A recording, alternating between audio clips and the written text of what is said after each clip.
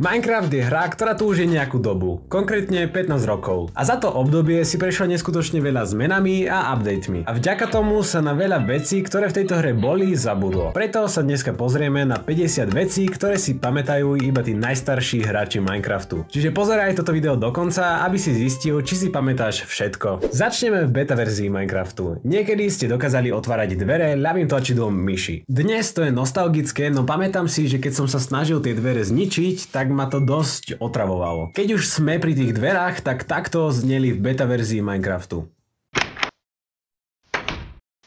Pamätáte si Nether pred updateom 1.16? Bol pomerne nudný, mali ste tam Nether Fortress a to je asi tak všetko. No keď bol Nether prvýkrát pridaný, tak bol ešte nudnejší, pretože fakt ste tam nemali čo robiť. Jediná vec, čo v Netheri bola, je Glowstone a Ghastovia, ktorí po vás stále strieľali. Ak chcete získať vlnu v dnešnej verzii Minecraftu, musíte buď zabiť ovcu, alebo vyrobiť nožničky, pomocou ktorých ju môžete ostrihať. Niekedy to tak nebolo. Niekedy stačilo to, že ste ovcu buchli a padla vám z nej vlna, z ktorej ste si mohli spraviť posteľ. No nemali ste na výber z rôznych farieb, pretože existoval iba jeden druh, a to červená posteľ. Skeleton je najotravnejší mob, aký v Minecrafte existuje. A kľudne sa budem o tom hádať. No Skeleton v staršej verzii Minecraftu sa správal úplne inač. Jeho aim bol asi taký ako môj a luk držal v ruke takto. A keď sa už bavíme o lukoch, tak niekedy ste z neho dokázali strieľať ako z minigunu. Dnešné dediny sú hráčom dosť napomocné, a hlavne pri speedrunoch. No dediny do verzii 1.13 vyzerali takto a jediná budova, ktorá bola užitočná, bola táto, pretože iba v tejto budove sa nachádzal nejaký loot.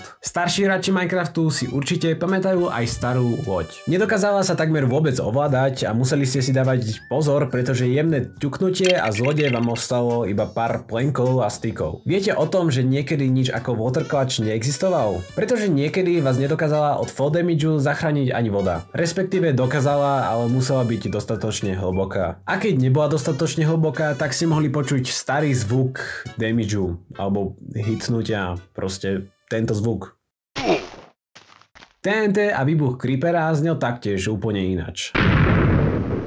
Určite nie som jediný, kto vo svojom dome chcel mať krb alebo kôš. No v beta verzii Minecraftu ste vďaka tomu mohli veľmi ľahko prísť o celý váš dom, pretože oheň sa niekedy šíril neskutočnou rýchlosťou. Myslím si, že toto je vec, ktorú si pamätáte každý, a to je staré PvPčko. Pamätám si, že keď sa to zmenilo, tak som bol na to strašne nahnevaný, no po nejakej dobe sa na to dalo zvyknúť. A myslím si, že je to dobré mať rozdelené vanilla PvP, ktoré dáva aj väčší zmysel pre survival, a PvP pre minihry. Jeden z najvzácnejších itemov v Minecrafte, a to Notch Apple, sa niekedy dal vykraftiť. Stačilo vám k tomu jablko a 8 zlatých blokov. No Mojangu došlo, že to je až moc OP, a takto po nejakej dobe odstránili. Klasické zlaté jablka sa tiež kraftili úplne inač. Namiesto ingotu vám stačila iba zlatá nagetka. Veľa vecí, ktoré boli odstranené alebo zmenené, mi chýbajú. Napríklad keď v Minecrafte boli iba tieto dva kvietky, ktoré potom neskôr zmenili. No vec, ktorá mi naozaj nechýba, je to, že ste niekedy nemali hunger bar, čo znamenalo, že ste nemohli ani šprintovať. Čiže ak ste šli niekde na výpravu, polku vášho inventára vám zaberalo jedlo. A nemali ste na výber z rôznych druhov mesa, pretože ovca vám dropovala vlnu, sliepka pierko a jediný zdroj mesa bolo prasa a taktiež aj krava, ale z nej vám padalo to isté. A keď ste si už chceli loviť jedlo, tak vám to trvalo minúty, pretože zvieratá mali niekedy asi ADHD, proste skákali hore dole. Taktiež bolo otravné, keď ste sa rozhodli ísť do jaskyne a videli ste úplné hovno, keďže tá hra bola niekedy tak tmavá, že vám nepomáhali ani torčky. A taktiež vždy pri tomto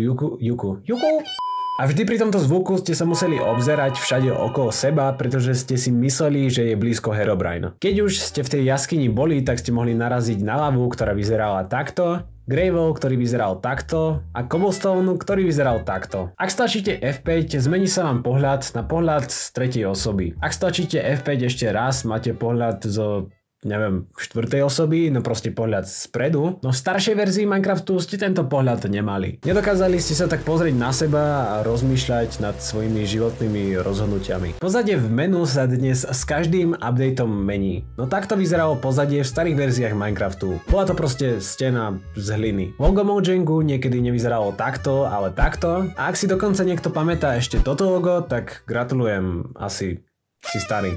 Inventár v kreatívu nebol niekedy rozdelený na rôzne sekcie, ale vyzeral takto. A nájdenie itemu, ktorý ste hľadali, bolo vážne zdĺhavé. Taktiež, ak ste si vytvorili úplne nový svet s kreatívom, tak vždy ste sa spawnili s nejakými blokmi v inventári. Dungeony ste niekedy dokázali nájsť na povrchu a spawnery, ktoré tam boli, mali v sebe prasatá, aj keď spawnovali úplne iné mobky. Čestky ste niekedy nedokázali dať vedľa seba, museli ste mať vždy medzi ďalšou čestkou blok medzeru a animácia pre otváranie čestky niekedy nebola. Taktiež, keď ste mali plný inventár, museli ste itemy po jednom presúvať, pretože nič ako shift click neexistovalo. V nastaveniach ste niekedy mohli nájsť možnosť s názvom Super Secret Settings. A ani neviem prečo to odstranili, pretože niekedy aj teraz mám nutkanie si zahrať Minecraft dole hlavou alebo z pohľadu creepera. Drevené sleby sa niekedy ťažili najlepšie krompáčom a taktiež mali úplne iný názov. Enchantovanie v Minecrafte je dosť náročné. Ak chcete získať fakt dobré enchanty, musíte mať na to dostatočný počet levelov a materiálov. Niekedy to však bolo ešte náročnejšie. Niekedy vám ani ten enchant neukazoval. Bolo tam napísané iba, že načasovala toto takto kokot, do piči môžeme to načasovať, kokot? Taktiež ste pre maximálny enchant niekedy nepotrebovali len 30 levelov, čo už je samo o sebe náročné získať, ale 50. A aby toho nebolo málo, tak vám to zobralo všetky vaše levely, čiže ak ste si niekedy chceli oenchantovať celý set na max, tak vás to stálo 400 levelov. Ak ste zomreli v staršej verzii Minecraftu, tak vám to napísalo Game Over. Dneska tam jednoducho píše You died. Taktiež ak ste zomreli ešte predtým, ako boli XPčka pridané do hry, tak namiesto skore vám tam písalo AE0. Vec, ktorú som ja napríklad vôbec nevedel a asi ani som nechcel vedieť, je to, že ste niekedy mohli podojiť chobotnice. Prečo? Jak ako podojiť chobotnice čo?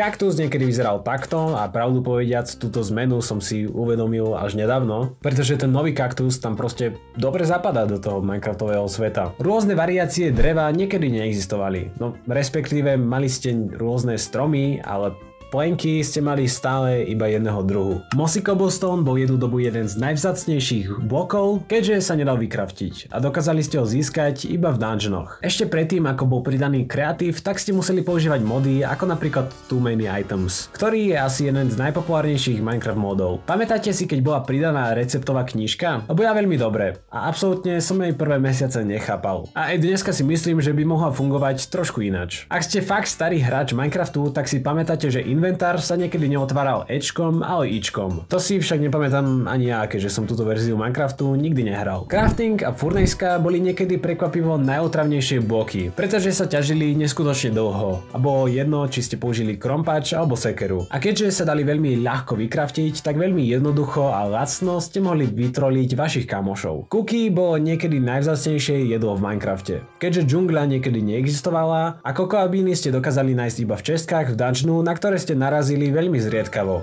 A na záver, ak si pamätáte tento pocit, tak už túto hru hráte určite nejakú dobu.